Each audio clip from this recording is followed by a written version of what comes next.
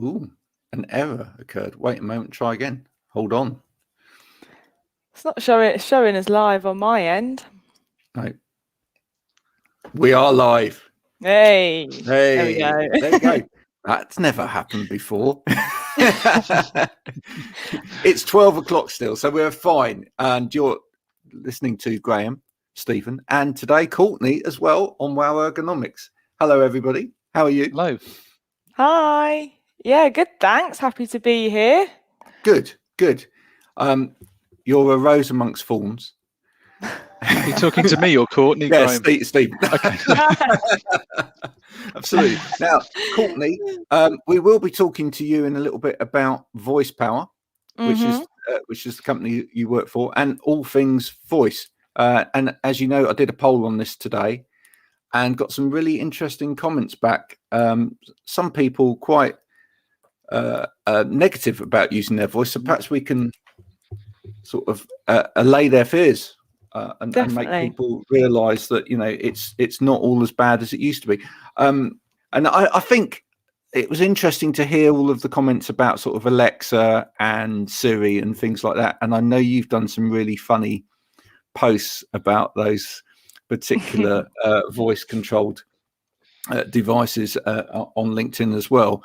But I do wonder whether that's really the sort of the problem when it comes to voice control, is that's what people expect, shouting at Alexa. I mean, do you know what? I've got really annoyed with Alexa since I moved it in the kitchen. Oh yeah. It just does not like being anywhere near sort of other gadgets and like the cooker going on and whatever. And you're there going, Alexa, play, da, da, da, da. And it's like, oh, it's going to talk to me now. There she is. There she Can't is. get rid of her. On cue, Yeah, right on cue. Look, watch this. Here we go. For all of you watching on Spotify, there we are. I've just unplugged Alexa. So, yeah, do you have those things around your house, Stephen?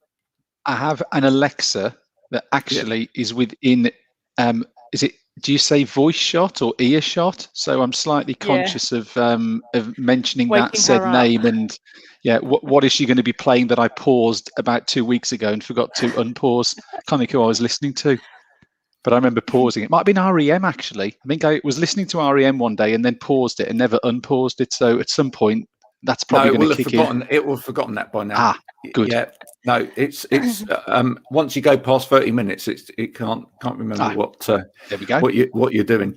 So there you go. So Stephen, what are we talking about today? You came up with some subjects last night that you said that we should be discussing. What hot topics are we going to hit onto today? Well, my mind's gone totally blank, Graham. What were we talking about? Oh, we spoke about that island that's been fully vaccinated in Scotland. That was one of the things we spoke about, wasn't it? Fully vaccinated island. Yeah, we need to talk about that one. Remind me, Graham, which ones are the ones we were speaking about? Half a dozen subjects. Which ones did you want to touch on first? I still want to talk about really going back to work now. The fact that we've started this journey back towards the office, etc. Now, up until this point, we've been talking about what's going to happen when people go back to the office. Are we going to see more sort of hybrid working going forward? I think for definite we are, etc.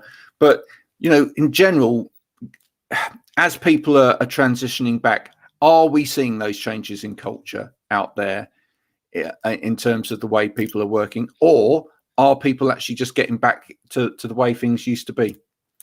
I mean, we I think on our last session a couple of weeks ago, we got stuck into Goldman Sachs, I think, around working hours. But I noticed that name purely sort of coincidentally came up again at the start of this week. I think they were saying that had 20% of their staff were back working in their London offices on Monday this week. So they seem very committed to that return to the office. And then another piece about Goldman, which came out in the same day, was opening a new sort of IT hub in Birmingham as in terms of a fixed office location. So again, I guess it was the same company with a couple of stories around, I guess, returning to the office and then further committing to the office, which is a little bit, out of step with what everyone else seems to be doing, where they're looking to reduce commitment, they're looking to actually increase commitment. And if you think about it, one of those areas that seems to have done very well with home working and where it will stick is IT, because it is something by its nature that can be done fairly remotely. So I think that was really interesting. Not only are they sort of keeping and increasing their office space, but also the type of department they were talking about would be one you would maybe naturally think would have fitted and stuck with home working. Again, referencing the sort of the talent pool in the Midlands. But I think one of the things we touched on, Graham, with whole hybrid and home working is actually geography no longer became an issue when you were looking to take on staff. So again, it just seems a little bit out of kilter with everything we've been discussing for the last sort of 3 months, is that, you know, looking at geography as a deciding factor around employment, increasing foot space, and also the type of department that would work from home actually investing for office space. So I still find it a strange one, but it does seem their cultural sort of focus is very much office. And yes, they've spoken around collaboration being a good thing, and we're not advocating permanent home working, but almost they seem as if this is the path we're taking, and we're sticking with it, even if we're sort of out of line with a lot of other large global European corporates. Well, we've got someone listening. Just to know that we've got someone listening is a wonderful thing, isn't it? I'm glad I don't have to go to an office. Happy to be going back to the library though when I can. So I think people really are enjoying that kind of social aspect, and we'll come on to that kind of social aspect of what's been going on in the high streets and outside in a minute as well. LinkedIn user.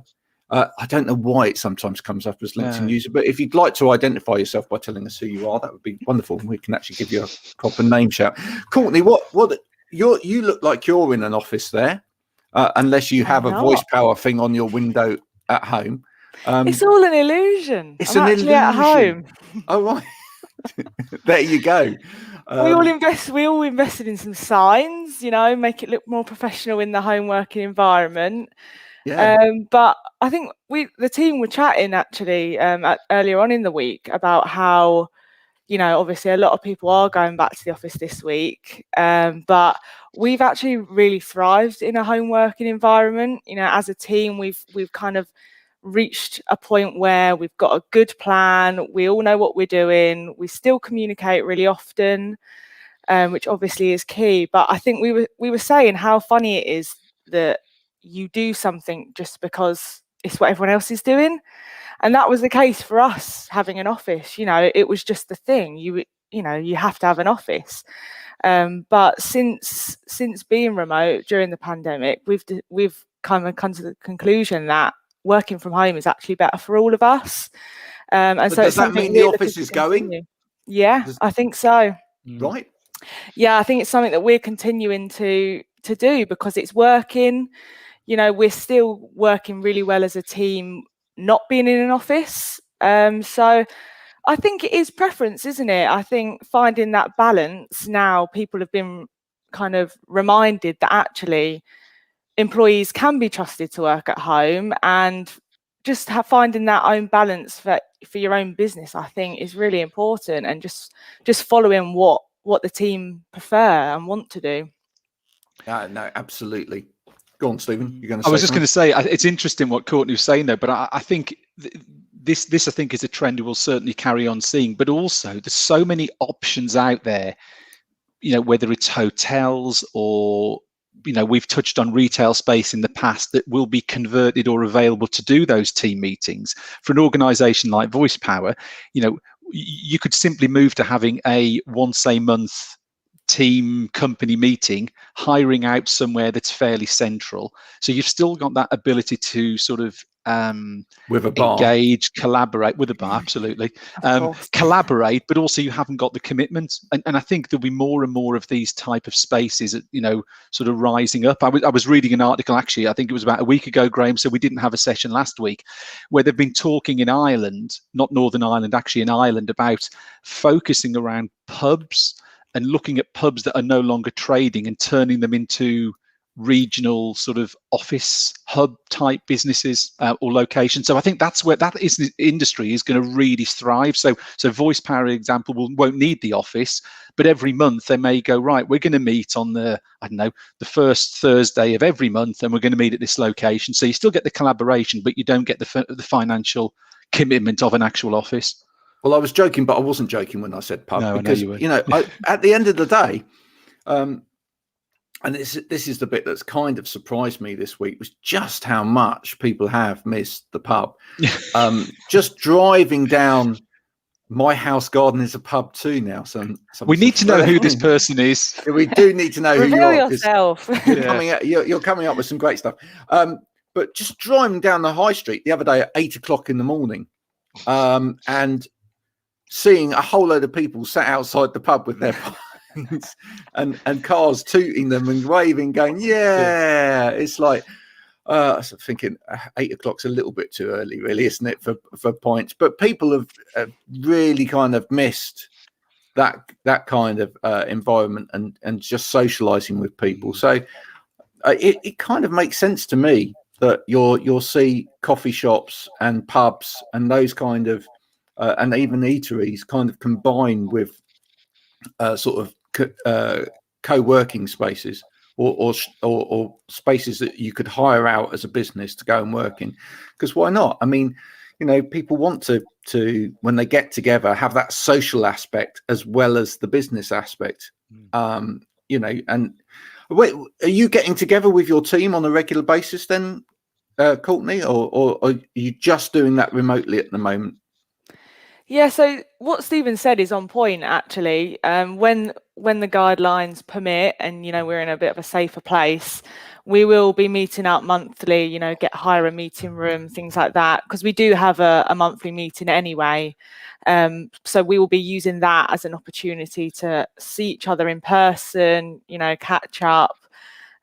So at the moment that hasn't been happening, obviously, but when it permits, we will be doing monthly meetings face to face. And then also, if we do want to just catch up with one of the other teams, we're going to go on walks, that kind of thing. So I think it will be fun to see how we find that balance as things start to get back to normal again.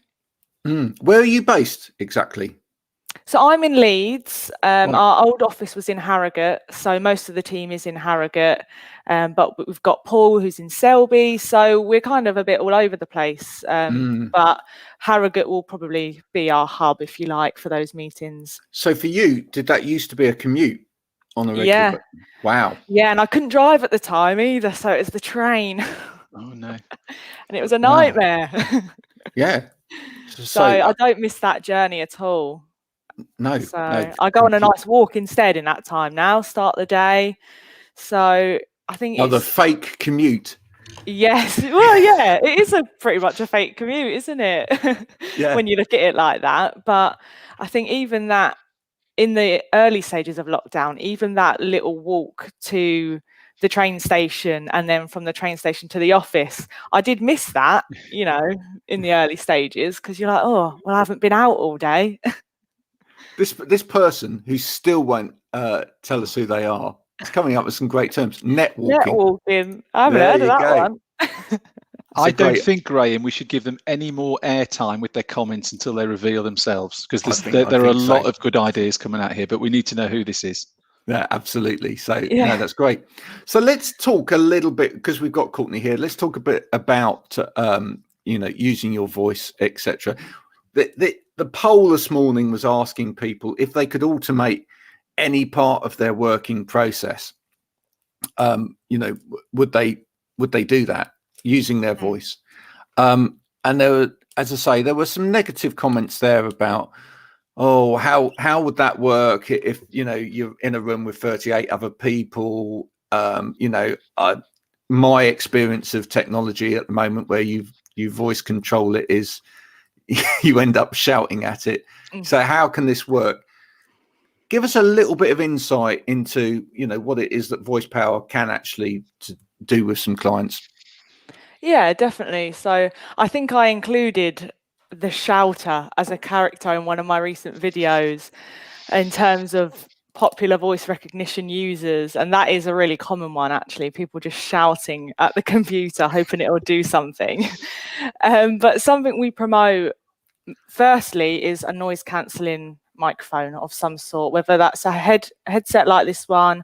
We do have handheld microphones as well, but we really push that, you know, whatever device they choose, it has to have noise cancellation, because that does affect the accuracy. So that's the first thing. Secondly, in our training, we really promote conversational type speak.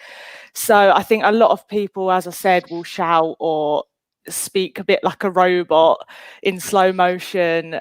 So we promote speaking as we are now, you know, as if you were speaking to an actual person, often gets the best results in terms of the accuracy. And in turn, if everyone is dictating in that way, there shouldn't be any, you know, other noises from other people. But we do have clients, I think it's an insurance company actually, that has an open plan office, and they're all using Dragon quite happily next to one another, you know, so it is possible. I think it's just having the right knowledge of how you need to dictate, but also having the right equipment as well. That's really interesting. I mean, that just shows you how much this technology's come on as well. And I often think with voice technology, that's part of the issue, is that people delved into voice technology 5-10 years ago when it was dreadful. It was absolutely dreadful. I tried it 20 years ago and it was awful. Yeah. We get it all the time. I mean, as a workplace assessor, you know, when I was going around assessing people, I often talked about Dragon and voice technology, etc. And one of the things I often found was people went, yeah, well, someone bought me this, and they opened a drawer and they had an old version of Dragon with really old equipment, like really old microphone equipment or whatever, and they're running a really, you know, really old PC or whatever, and they went, that was useless. And there was there's two things. One was they hadn't been given the proper technology, because quite often what I found was that people were being passed stuff down. So someone had Dragon at one point, then left the company, and someone had like maintained the CD with Dragon on and taken the license and then put it back on someone else's PC now that they needed it. And secondly, nobody was offering any training on this stuff as well, and so people were like putting it on their machine and going oh, it doesn't work. Okay. And as we know, the training on these things has become much easier, because that they work far better out of the box than they used to anyway. But you still, if you need to know how to use it, even within Office or anything like that, you still need some training. But certainly if you're going to make it work with other things on your desktop, you're going to need both probably some training and some scripting done in order to make it work. Do you just want to tell us a little bit about that? Yeah, definitely. So I think, you know, as well as being an accessibility tool, the main use for Dragon as well is for productivity reasons, as you mentioned on your post this morning. And so if you're investing in something to save you time, it just doesn't make sense to not take training and just waste time trying to figure out how it works. You know, it kind of defeats the object, because it is quite a complex bit of software. You know, it has a lot of potential and features that you can use. And so, I mean, to the layman, you know, it would take ages to figure out all of this kind of stuff. So I think investing in the training just saves so much time, and just having someone who knows it inside out show you the ins and outs and the crux of it. But also, I think the major benefit, you know, particularly working within healthcare, where they're using clinical systems, for example, our trainers are able to talk to the trainee, find out what kind of things they're going to be using Dragon for, what other systems they're going to be using it with, and we can kind of tailor that session to them, you know, and literally go through their workflow, how to do each step. And I think that's what people would miss if they didn't take that training, because, you know, we kind of preach our workflow consultancy as a service. You know, this is included in our services because we know the ways that Dragon works, the best ways that it will work, and the most efficient and productive ways to use it. So having, you know, a third party look at it, your workflow as a whole, and think, right, no, Dragon would do that, you can then do this. And I think just having that knowledge just saves people so much time, and also avoids them ripping their hair out in the process. Absolutely. We just must now say a quick hello to Julie. It was Julie. Julie. That's the baking, singing baker. Wow, have you seen Julie's post at all? I don't think I have, no, Oh, but I'm intrigued now. She's brilliant. Yeah. Normally she goes off into the woods somewhere. I'm paraphrasing Julie, and she sings one of these wonderful madrigal type or you know, great folk songs, and she also does baking at the same time. Oh my god, that sounds cool. I need to go and have a look. She's really cool. But thanks, Julie, for all of those wonderful comments. Netwalking, I love that. I'm going to remember that. That is cool. I might even get a t-shirt with it on. It's that a good idea. So Stephen, you know, Voice Power are coming into the networking event at the end of this month, and we're pleased to have you on board. But we did an event with Voice Power a little time ago. Were you kind of surprised in terms of how much sort of voice activated or voice controlled technology has come on board, and just how perhaps how much there's a separation in terms of knowledge between the ergonomists out there and the workplace assessment people out there, and, you know, what's available in terms of voice control technology now? I have to say, I didn't realize. I mean, I would say I very loosely knew the subject. And when you mention things like Dragon, they're names that I've sort of come across, but obviously it doesn't fit directly into what we do from an accessory point of view.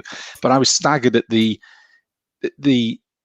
level of activity it could do for you, what roles and what functions it could take on. It was amazing. I mean, one question I'd like to ask Courtney is, which areas of the economy, as it were, who's really engaged with this product? Are there any sectors that are really engaged, and what are the areas of the economy where there isn't much engagement, but you think there would be a lot of productivity benefits? I'm guessing you're going to have, like anything, you'll have prospects, etc. But if there was one area of the economy you could crack where there's clearly for you, there's a big sales opportunity, but also where there'd be a lot of benefit, what area would that be? Yeah, so I think looking at the main kind of sectors that are embracing the technology, legal is definitely up there. Medical as well, and then as well from an assistive technology point of view as well. I would say they're our main three sectors at the moment. But I think in terms of a sector we'd really like to crack, I mean, it's funny really, because I would class medical as one of our top demographic, but at the same time, it's also a sector that I think requires the most work, if you like, because, you know, we supply digital dictation as well, which is a more traditional method of capturing documentation. But within the medical sector, we face quite a lot of, how would you word it, resistance, shall we say. Is that because of investment? Is it because people don't want to spend on something that they maybe aren't sure? Is it they can't see the benefit and therefore there's a reluctance to invest? Is that the problem? Yeah, I would say it's probably that, combined with a resistance to change. I think a lot of healthcare companies, you know, the NHS included, are familiar with digital dictation. It's what they do. It's, you know, some companies are even using tapes still, which is just crazy. Honestly, the amount of clients that have come to us like, we want to get rid of the tapes, and I'm like, what? You're still using You've still got the tapes. Yeah, it's actually do they not crazy. have the issue of, you know, in the middle of listening to a transcript about a patient and it's like, Mr. Jones. Exactly. And not only that, you know, from a security point of view, it's awful. You know, some of the trusts or people we're working with are actually posting tapes, or they're delivering them, you know, driving to an office across town to drop them off. And I just think that's just like such a long-winded How does that work with GDPR? way. Well, yeah, exactly. It doesn't. Yeah. Fantastic. So that's a massive thing. So I think with the healthcare sector, it's one that we would really love to just see and create a change in the attitude, because most of the time, you know, if we actually get even a meeting with a client in the medical sector and we can show them, we do a demo, they're just like mind blown. But it's getting to that point of like, okay, well, this could actually be really helpful to us, and kind of pointing out to them that this is worthwhile. Yeah. So yeah, it's a tricky one.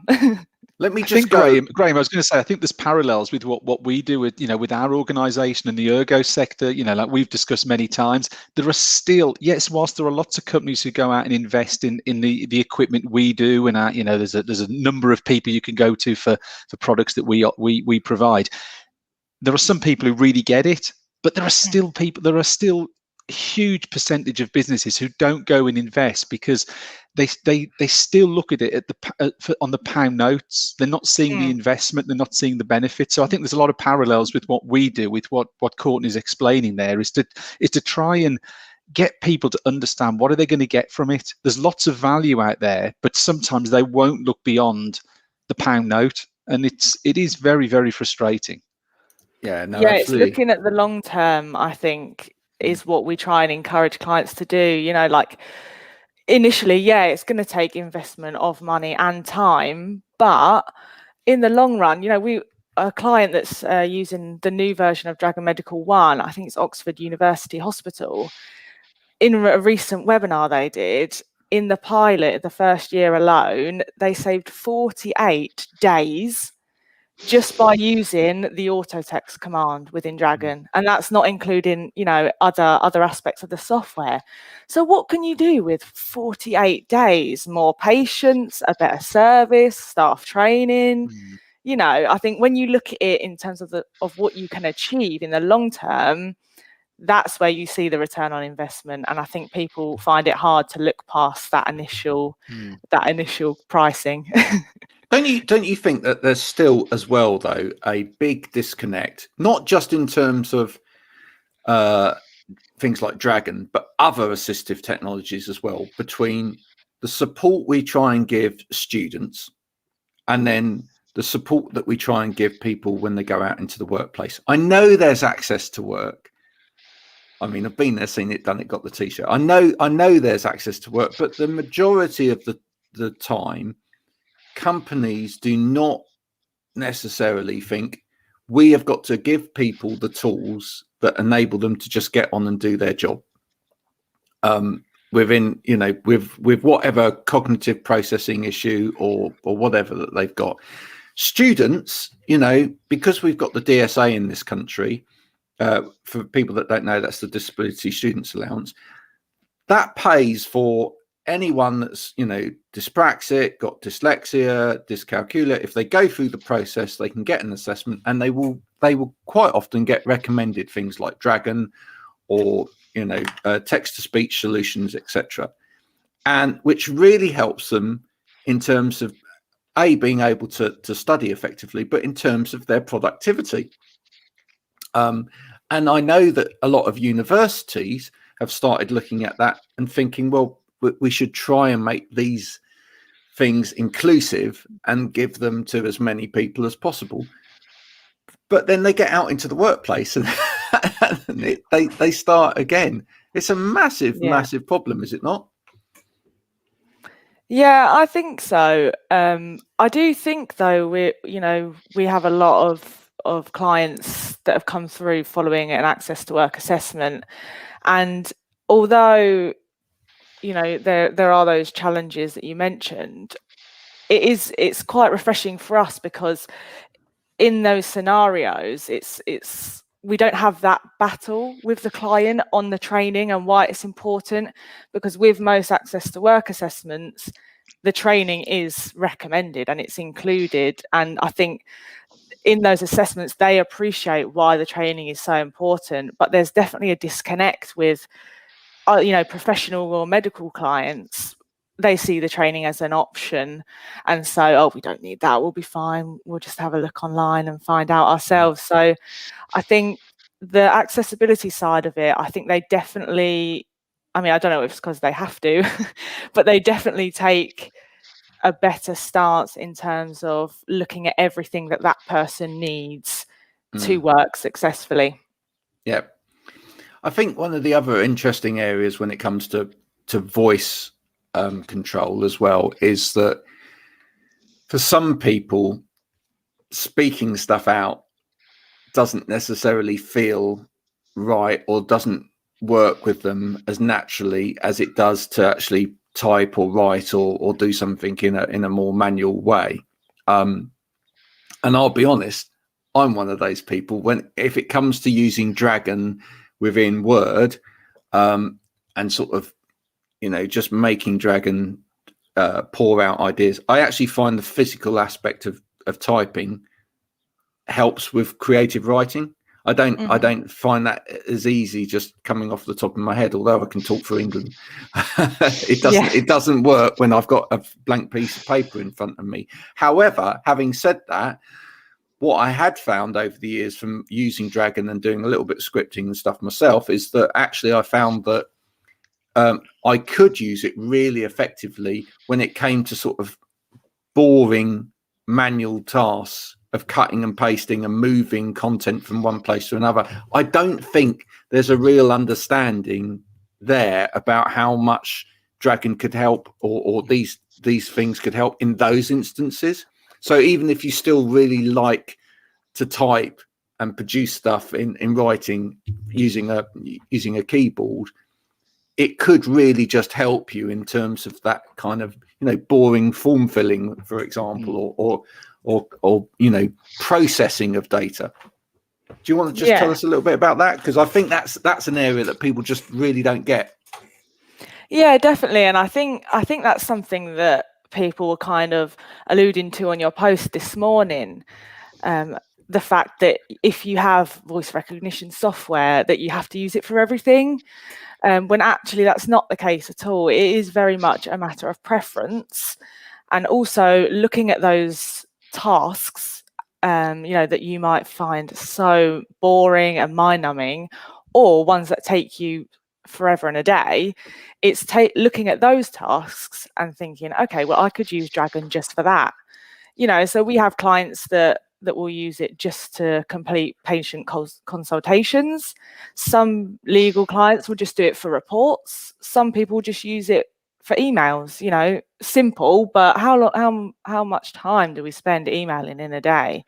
It's crazy. So I think just kind of looking at your workflow and thinking, what could this help with? It doesn't have to be used for everything, although some clients do use it for everything, especially accessibility clients of ours. We have clients that have multiple sclerosis, some that can't have no use in their hands at all, and so they can use Dragon completely hands-free to open emails, browse the internet, all these kind of things. So yes, the potential is there to use it for everything, but it's actually looking at what would speed you up and including Dragon in that way. I'm going to get controversial now. I love controversial. Not that I ever do that, but I do wonder, we've talked about in the past, Stephen, the possible need for us to go into schools earlier on and actually start talking about ergonomics earlier on in schools, and actually, how you sit, how you work, the effect on your posture has not only, could not only have life-changing consequences in terms of your health going forward, but in terms of concentration levels and helping any student that's got particular cognitive issues or attention deficit issues, just sitting properly as opposed to, slouching all the time can really, really help.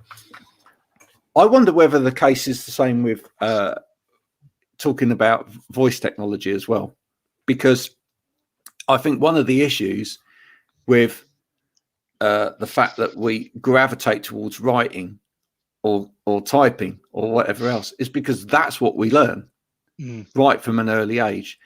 Now, if we actually learn to use our voice a little bit more, and then I'm going to get all the critics go, yeah, but then if we stop learning to write or whatever, it's all going to be dreadful.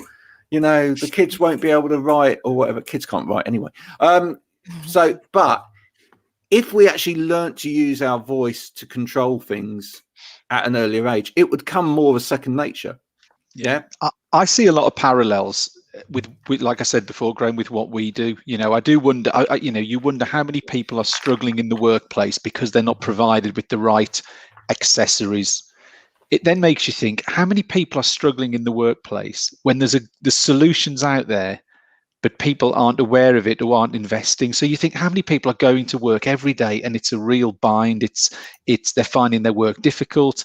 They may be uncomfortable, but actually if people were aware there was something out there, that could all sort of disappear. And as you say, Graham, a lot of this is habits. It's getting people into the habit. So how do we then, we've got the DSA, but that very much is aimed more at the sort of university level, Graham, if I'm correct, isn't it? So, but what about that group underneath? What about the 11 to 18-year-olds? How many students are maybe finding school a little bit difficult and not able to show their potential, but actually a little bit of investment from whoever, whether it's like accessories, whether it's what Courtney's organisation do, would make them fulfil their potential a lot better. You suddenly start hearing about things like what voice power do, and you're thinking, gosh, this could probably resolve. I mean, just in the UK alone, thousands and thousands of people could find their working or studying day so much more enjoyable if they had access to such a solution.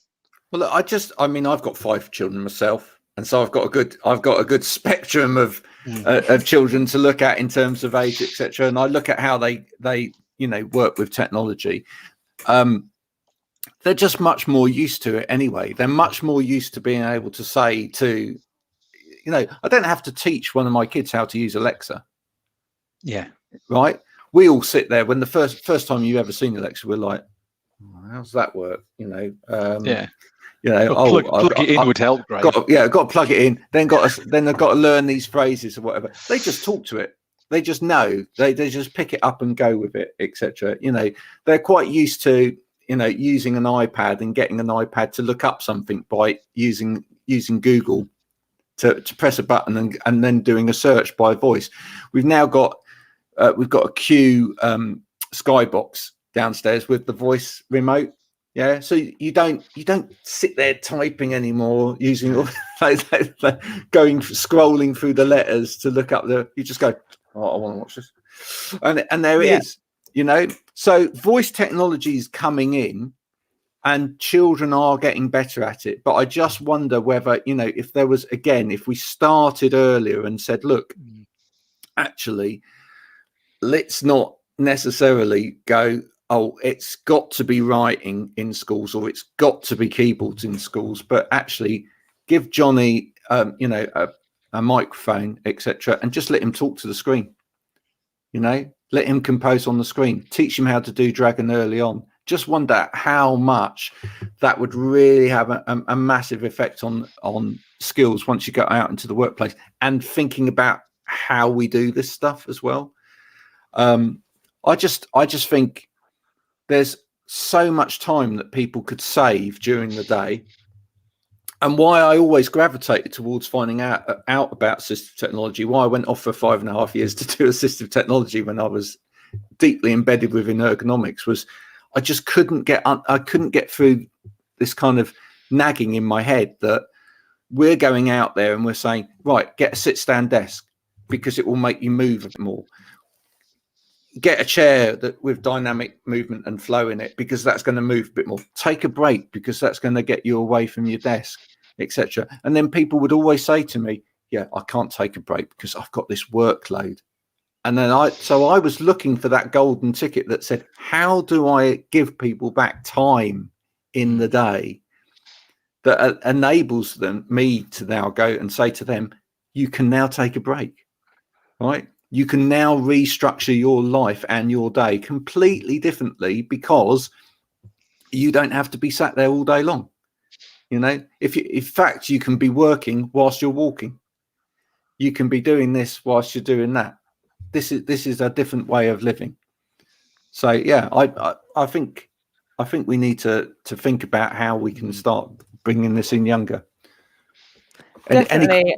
I think the resistance to change that I spoke about earlier is always, you know, when we're dealing with the likes of decision makers and directors and partners who are always of the older generation. But when it comes to, I think as we see younger people coming into the workforce, you know, the millennials and Gen Zs, they're already so much more comfortable with these types of technology because, as you say, they've got Alexa at home, they use WhatsApp voice notes all the time.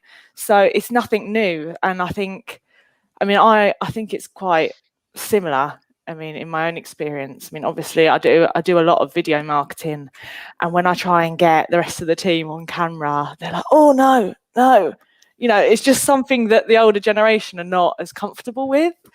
So I think that's quite a good example of how different we are in our attitudes. So I think as younger people do come into the workforce, it's going to be normal to sit at your computer and dictate, and there's not going to be that embarrassment, if you like, of like, oh my God, they're listening to me, what I'm saying and all of that. So I definitely think we're going to see a growth of it being adopted for sure. Well, I love your video marketing, and some of it's quite out there, which is great. Yeah. do you find even with that's, you know, there's a certain demographic of people that just react to it and go, well, this isn't, they don't understand it, and then there's, you know, you have got another tribe of people that really do understand it and are, you know, going with it. Because I mean, you actually even you're taking the rip out of voice technology in some of your things, which some people just won't understand. They're like, well, if she's selling voice technology, why is she taking the rip out of it? You know? I think there's something that I've always thought is that technology isn't the sexiest of topics. You know, Good word. Think when you start talking about technology and, you know, these new updates and new versions and all this kind of stuff, people just keep scrolling. That's not for me.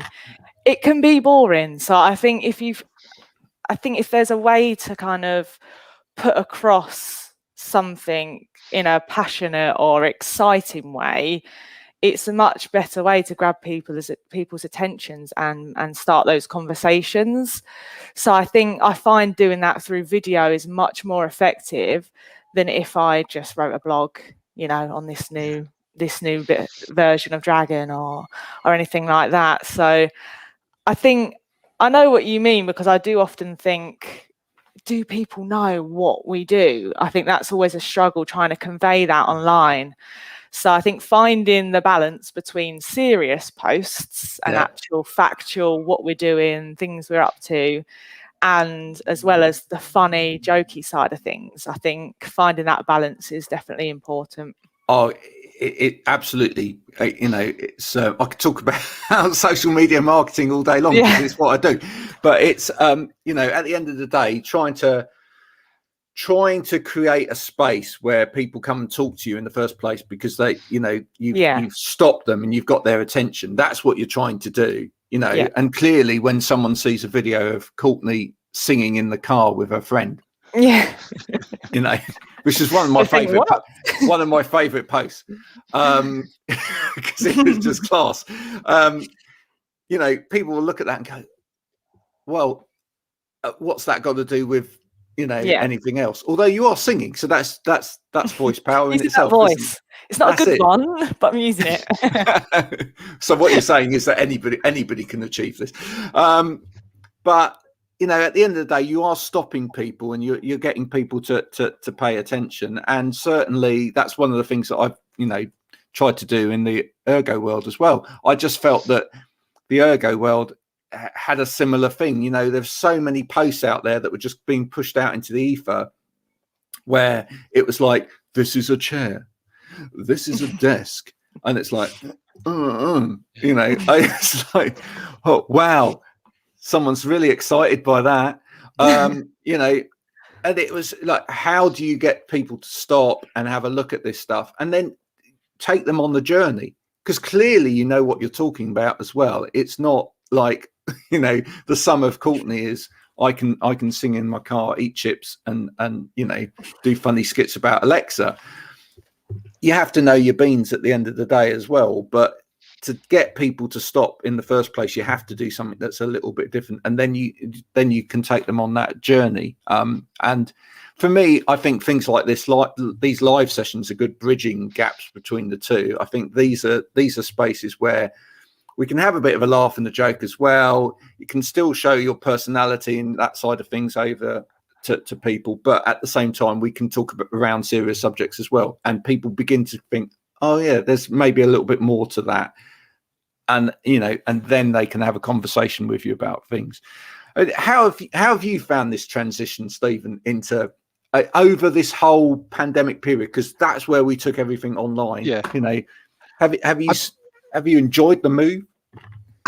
Yes, I have. I have to say, when we first started off and there was talk of doing videos and things like that, it was, I'll be honest, it wasn't something I was totally comfortable with. But I have to say, we do these weekly sessions and I think it makes you a little bit more sort of comfortable and relaxed and actually enjoying it. But as you say, it's just a different way of people engaging. I mean, for me, you know, we don't want to just bang on all day about the sort of things that we do. It's trying to sort of add a bit more to the story, round the story off, not just a case of, like you said, here's a laptop stand, here's a keyboard. It's not particularly interesting, but actually talking around how the solutions that we as a business do can apply to the stories that we're reading about in the newspapers and the headlines. That's where it really adds some value. So it goes from this is the solution, this is the problem. How do we join those things up? So yeah, I think it's been really interesting. And you know, as I say, it's great to have Courtney on. I hope, you know, it's and a great addition to the health and wellbeing event, Graham, that we've got coming up soon. Again, is just you know, we're sort of adding layer on layer with that. So we started off originally talking about one area of subject matter, but we're moving into other areas because health and wellbeing, whilst we started off from an ergonomic accessory perspective, actually that's just a very small part of people's well-being and health in the workplace. Yeah, and I think with that as well, I think the interesting thing there is that, you know, it's come more in line with my thinking about this whole subject area anyway, which is that, you know, you can't separate off these different areas of support. No. You know, but everything has been really quite siloed, and I've been a bit ashamed of that, really, in terms of the industry. Sorry, folks, but I have.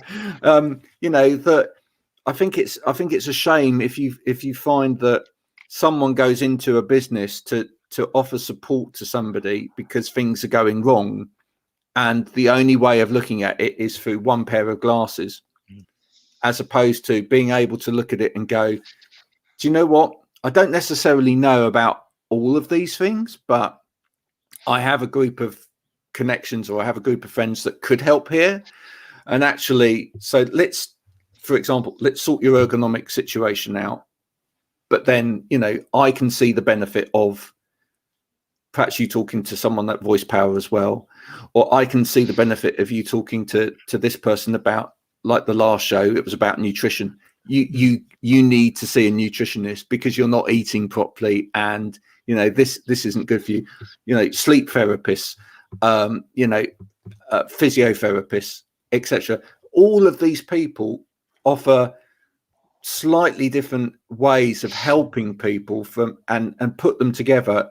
You then have a holistic solution, but you pull them apart and you just send one person in at a time. It's like, without anybody talking to each other, it's useless. I mean, Courtney, interestingly, do you deliver any training yourself, or have you ever delivered training on products?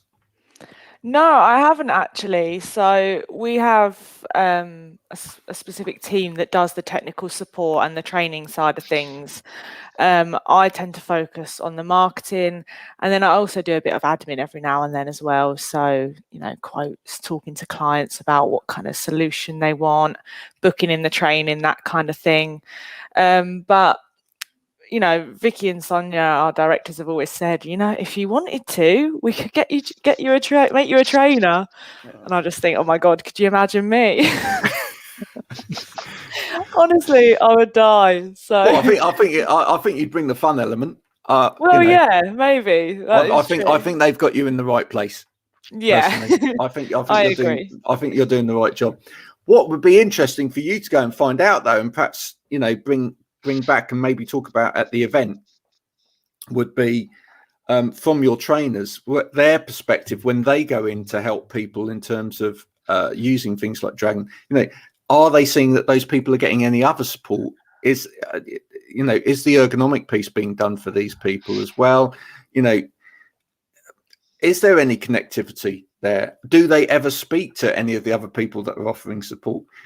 If you take it to students in DSA, quite often I've heard of a lot of students dropping out of the DSA process and actually then not having various bits and pieces because there are too many people in the pipeline. There's a person to do this, there's a person to do that, there's a person to do the other.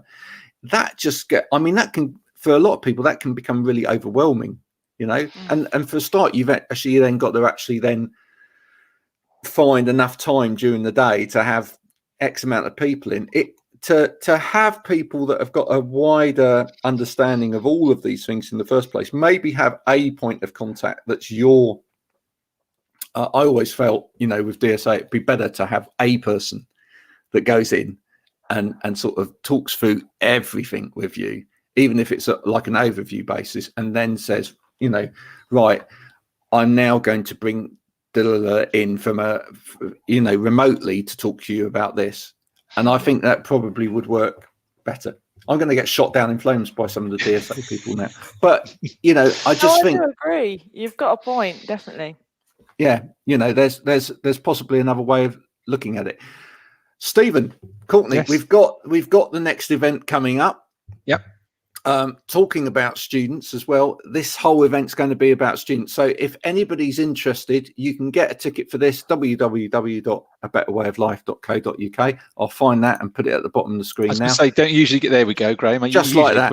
There you go. And if you go there, online events page, you can book yourself a free ticket to this. So yeah, this is going to be a really interesting one. We've got two guys coming to talk to us. One of them is from Worcester University. He's been involved in the accessibility and inclusion team at Worcester University for some time. He was also a DSA assessor as well, so he's been both sides of that coin. He's been doing a project for the past year or so called Student Voices, which is fascinating. So just right up your street, Courtney, Voices. But where he's actually been recording the voices of students around topics about where, how they feel about university, how they feel about university life, inclusion, accessibility, etc. So getting those kind of, voices from the street, if you like, down and using that as a kind of a dialogue with the outside world as to where we should be going in terms of inclusion, etc. And then Lee, who's coming on board, that's Patrick, and then Lee that's coming on board. Lee was the guy that managed to migrate all students home in the first part of the pandemic. So he wrote a little app that got everybody home and coordinated that home. And he's now working for a company, Student Homes. So he looks after, I think it's about 23,000 students across the country in different homes. So he's got quite a lot of connection, both with institutions, but directly with the students as well. So looking forward to that. Are you looking forward to that as well? Definitely. And did I see, Graham, yesterday, maybe universities in England, was it England or the UK? I think it was England, returning on the 17th of May to face-to-face. So I think it's quite good timing as well, isn't it, to have the guys on, because within 3 weeks you have potentially got people actually going physically back into university. So it's probably really good timing for the student community if they can sign up and take a ticket, because we've got they've got a lot of things happening with them in the next month or so. Well, one of the things I'd really like to drive, and I'd love Courtney to be involved in this because she's a little bit younger than we are. And when I say a little bit, a lot, is I would love a drive, both for this event, but going forward as well, to get more students onto LinkedIn. I'd love to see more students getting onto LinkedIn. It's one of the things that I've actually done some live broadcasts with Lee before, and he's been doing some work with Salesforce as well in the background. And it's really, really interesting. In this country in particular, less so in America and other parts of Europe, but students do not come onto LinkedIn until it's too late. I don't know, Courtney, you being the youngest of us, when did you first venture into LinkedIn land? So I think I was in my second year of uni, and I'd set up a meeting with our employability hub at Leeds Beckett, kind of hoping to get some experience, find out how I can, prepare for finishing uni and get some good experience. And that was the main thing that Georgina, the lady I met with, said to me. She said, download LinkedIn. That's great. And at the time I was like, well, what's that and how's that going to help? And I set it up, and I probably didn't look at it for probably till I finished uni, to be honest. And it wasn't until that I got my current job with Voice Power at the end of university that I started to look at LinkedIn in a different way.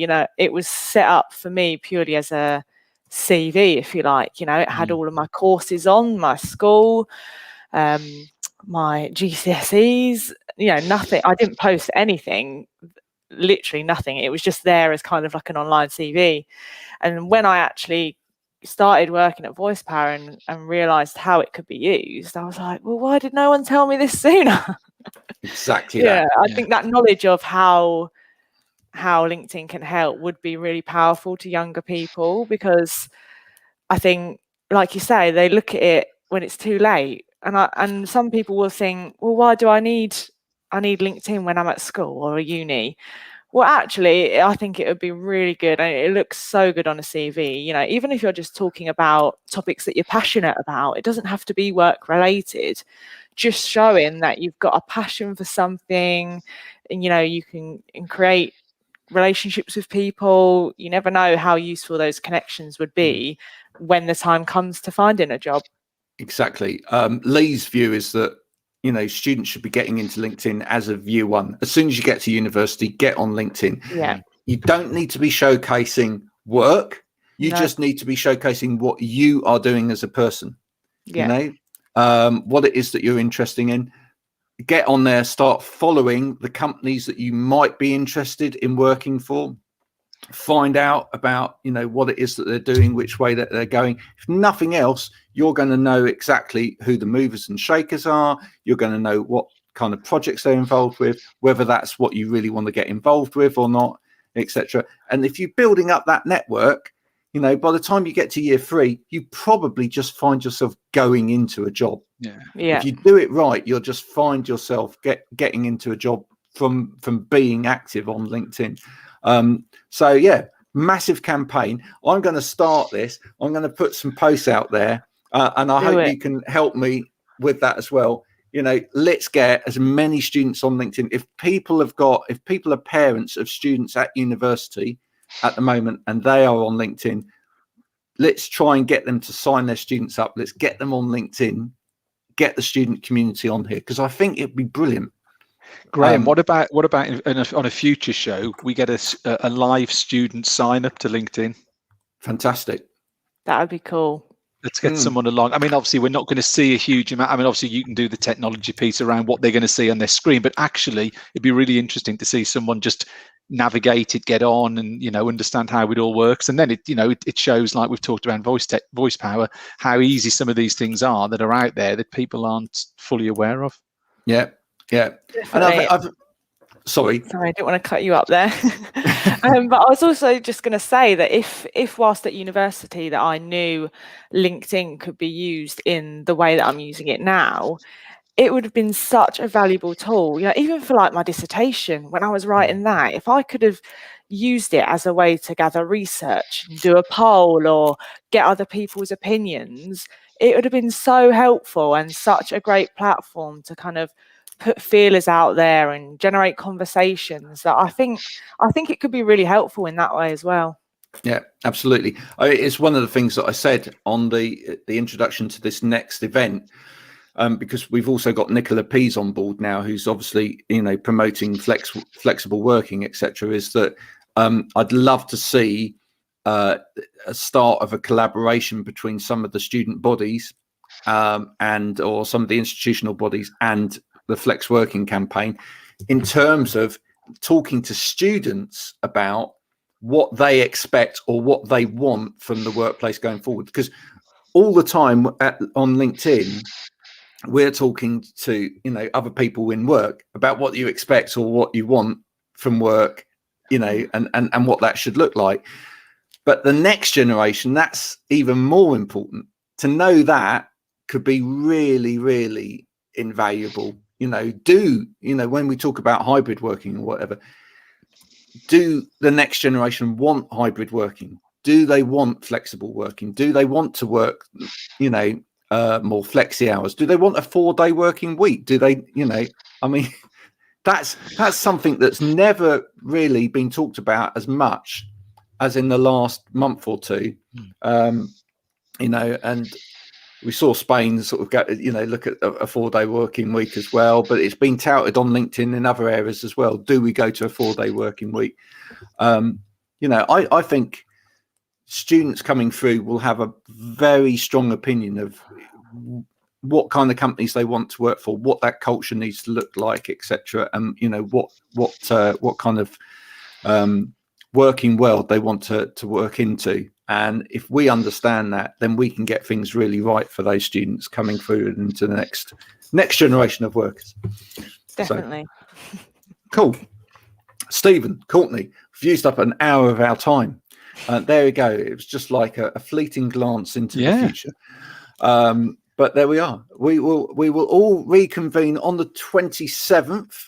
At the event. It's going to be at a different time this time. It's over lunchtime, so we're trying this as a bit of an experiment. We know that that's going to upset a few people in Canada and America, etc., because you have to get up really early in the morning to do it. But just get yourself a black coffee, you'll be all right. But if not, if you've got a spare lunchtime, do sign up, do get a ticket, do come along. The website's at the bottom, and we'd love to see you there. Courtney, Stephen, thank you very much for joining me today. No problem. Thank you for having me. Bye for now. Bye. Bye.